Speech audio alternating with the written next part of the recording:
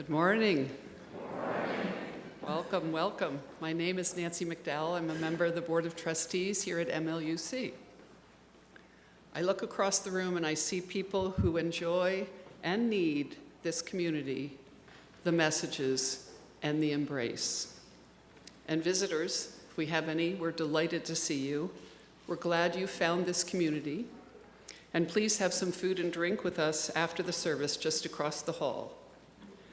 To those of you who are here, and to those of you who join online, hello.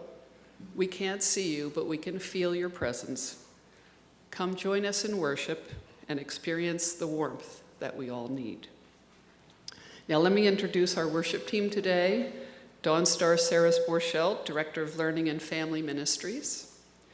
Yvette McDonnell, Congregational Life Coordinator.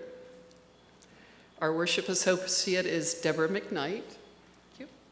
And music this morning is the Brown Family Celtic Band, led by our music director, David Brown. Thank you. Now kindly silence your electronic devices and join me in reciting our mission statement. Together, we transform lives through love, service, and our welcoming faith.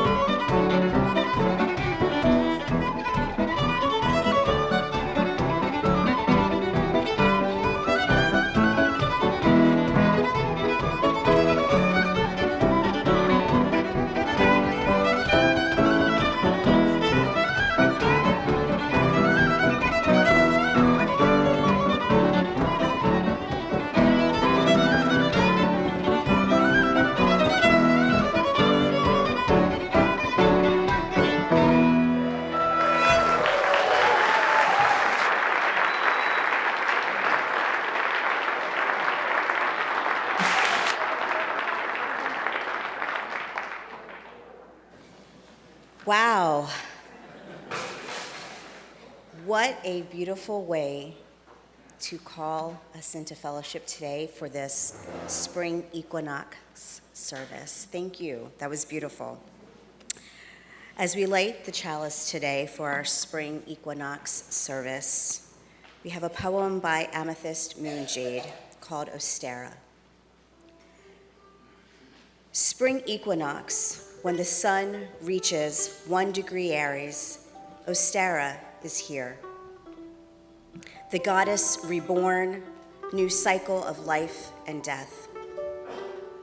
Blessings on seeds and animals ready for fields, coloring eggs, symbols of life renewed. The gifts of life from the mother to all, to the Shabbat of Ostera. We now invite you to rise in body or spirit as we sing hymn number 324, Where My Free Spirit Onward Leads.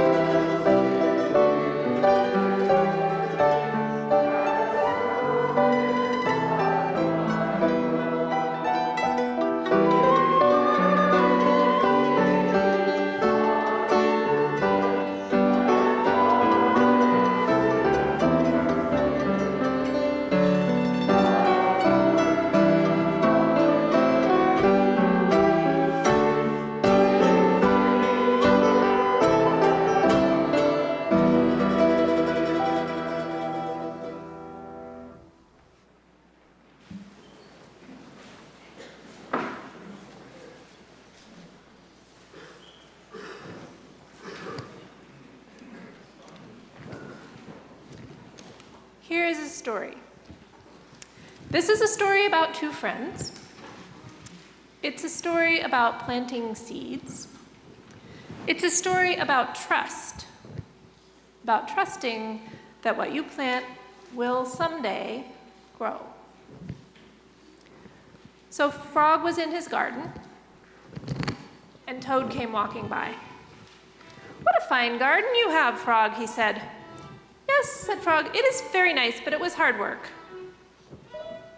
"I wish I had a garden," said Toad. "Here are some flower seeds.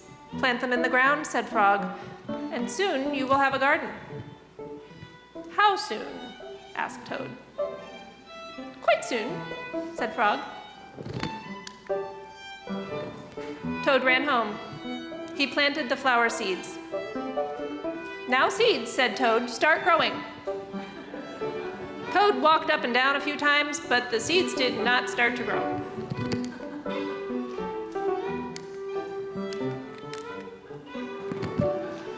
Toad put his head close to the ground and said loudly, "Now seeds, start growing." Toad looked at the ground again, and the seeds did not start to grow. Toad put his head very close to the ground and shouted, "Now seeds, start growing!" Frog came running up the path. "What is all this noise?" he asked.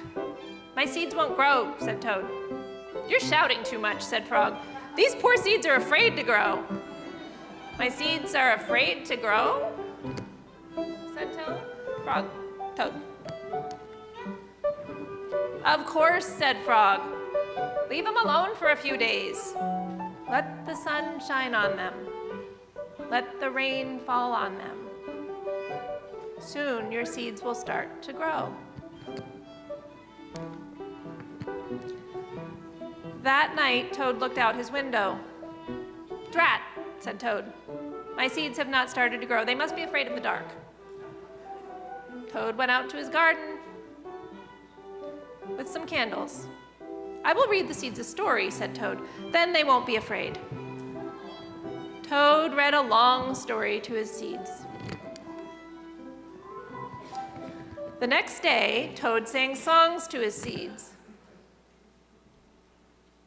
On top of spaghetti, all covered with cheese, I lost my poor meatball.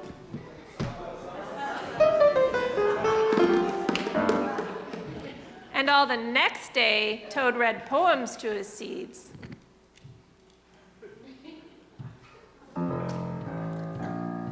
Spring has burst forth with its wet welcome, and now with its clear skies, the seasons of our souls respond with gladness that new life shall welcome us to another year of growing. Let us celebrate our meeting here today. Let us be lifted with a new season. Let us turn from side to side with eyes that meet and with smiles that proclaim our community.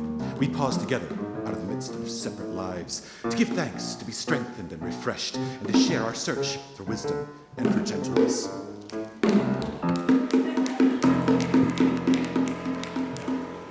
And all the next day, Toad played music for his seeds.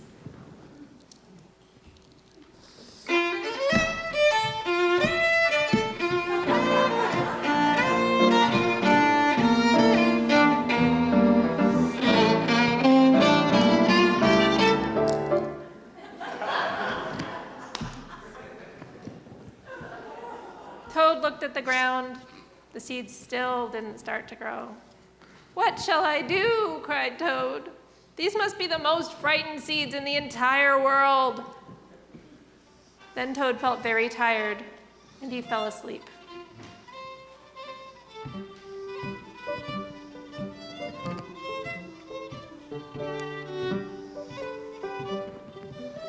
Toad, wake up," said Frog. "Look at your garden." Toad looked at his garden. Little green plants were coming up out of the ground. "At last," shouted Toad. "My seeds have stopped being afraid to grow." "And now you'll have a nice garden too," said Frog. "Yes," said Toad. "But you were right, Frog. It was very hard work."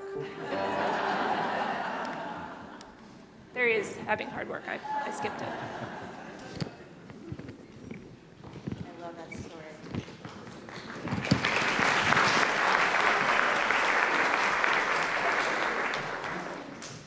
This is the time of year where traditionally I'm in Maine, usually, and I start getting my seeds ready to grow.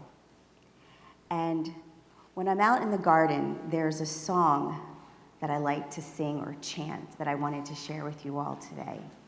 I don't know who wrote it, but it's very dear to my heart, and I wanted to share it with all of you. You may know it. It's called "I Thank the Earth." Does anybody know that song, that chant?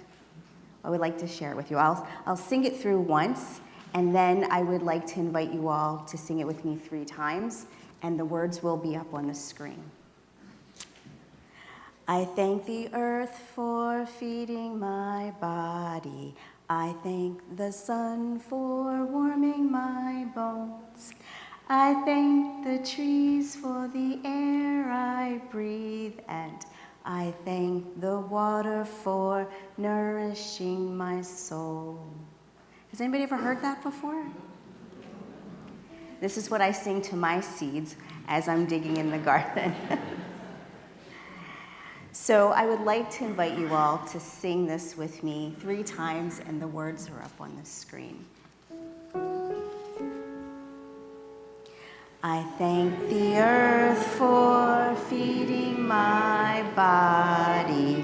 I thank the sun for warming my bones. I thank the trees for the air I breathe, and I thank the water for nourishing my soul. I thank the earth for feeding my body. I thank the sun for warming my bones.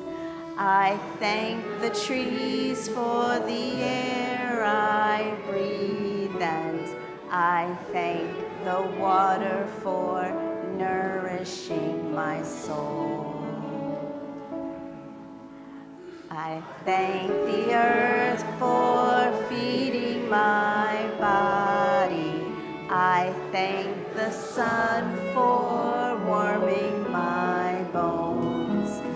I thank the trees for the air I breathe, and I thank the water for nourishing my soul.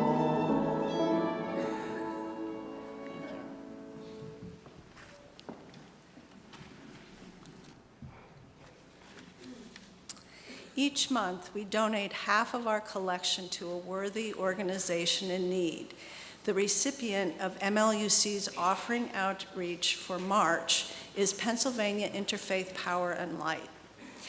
PA Plants Native is a program of Pennsylvania Interfaith Power and Light with the goal of planting 10 million trees in Pennsylvania in partnership with the Chesapeake Bay Foundation. The mission is to plant as many native trees and shrubs in Pennsylvania as possible, with the emphasis on supporting planters who do not have access to typical planting programs. Interfaith Power and Light seeks to empower ordinary people to take action to heal our planet by building community, providing access to native trees, and encouraging volunteerism. Also, Interfaith Power and Light has created a watershed education workshop curriculum called Wandering Waters, which is now available online. Wandering Waters shows the way to learn to practice faith-based stewardship of the waters that flow through the Keystone State. To make a cashless donation, whether watching remotely or from here in the sanctuary, please follow the instructions on the screen or on the back of the order of service. The offering will now be gratefully received. Will the ushers please come forward?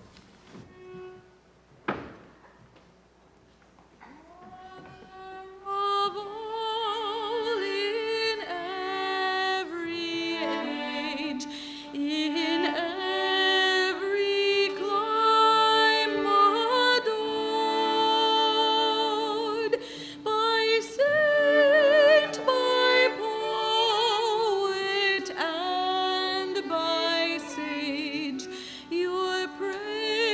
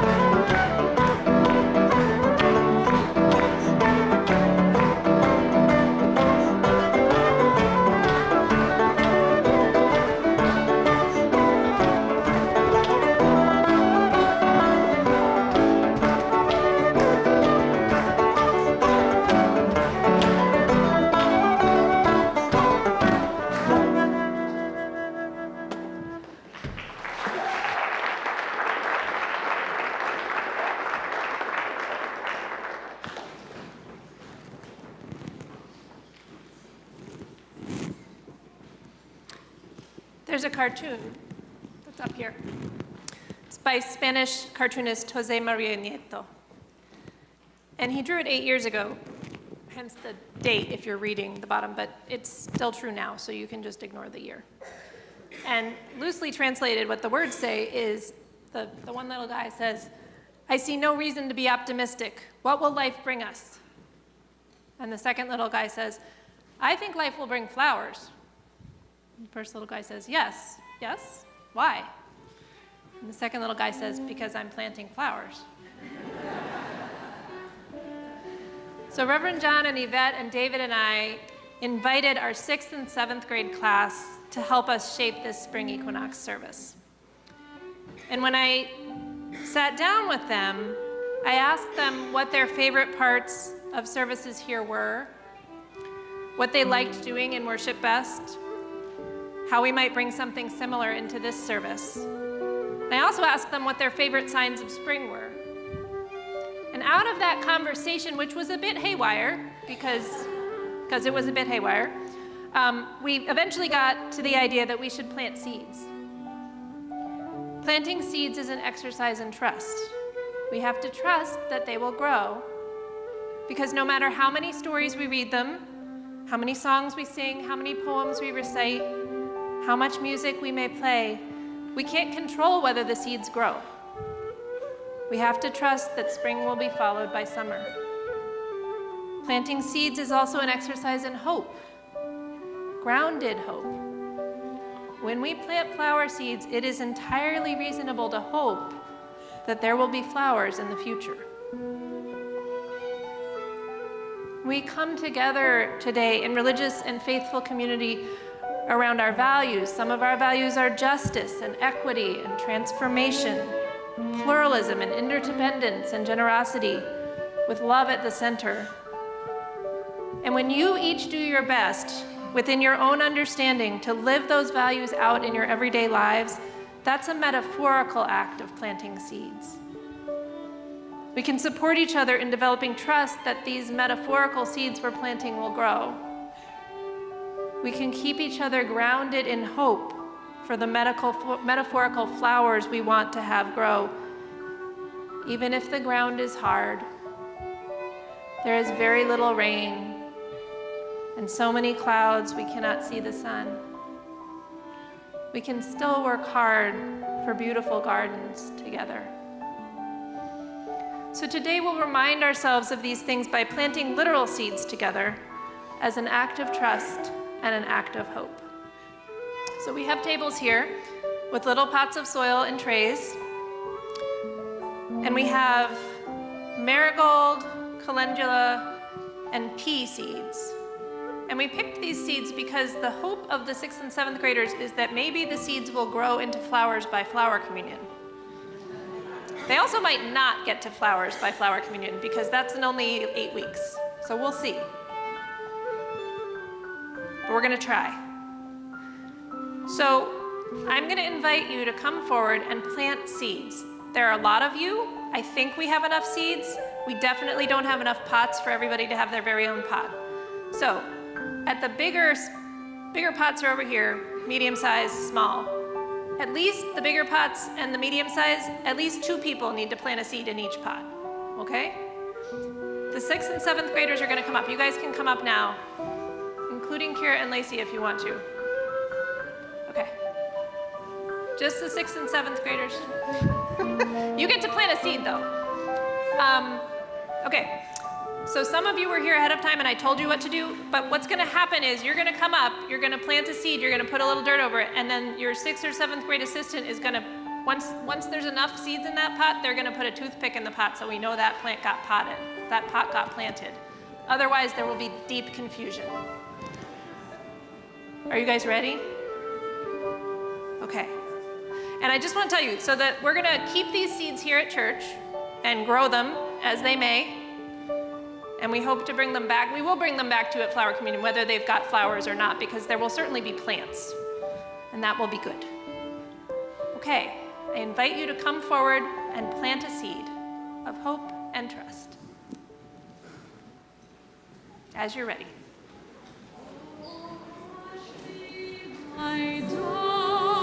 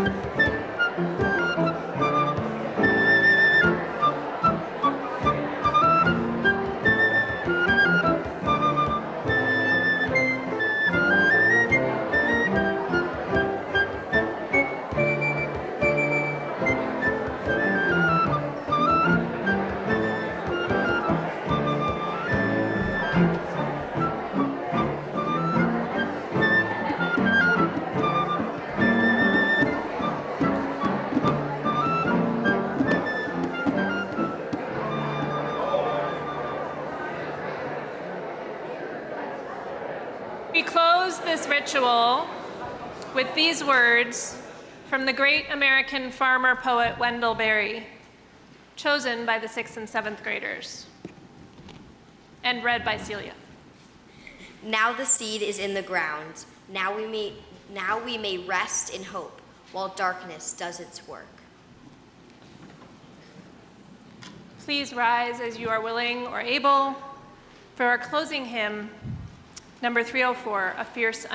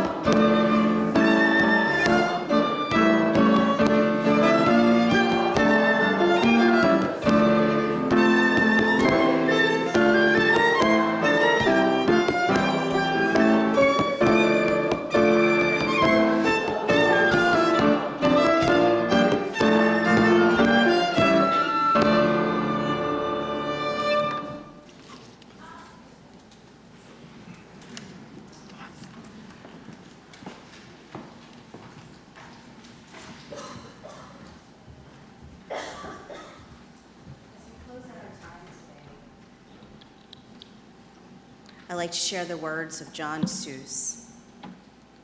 To be of the earth is to know the relentlessness of being a seed, the darkness of being planted, the struggle toward the light, the pain of growth into the light,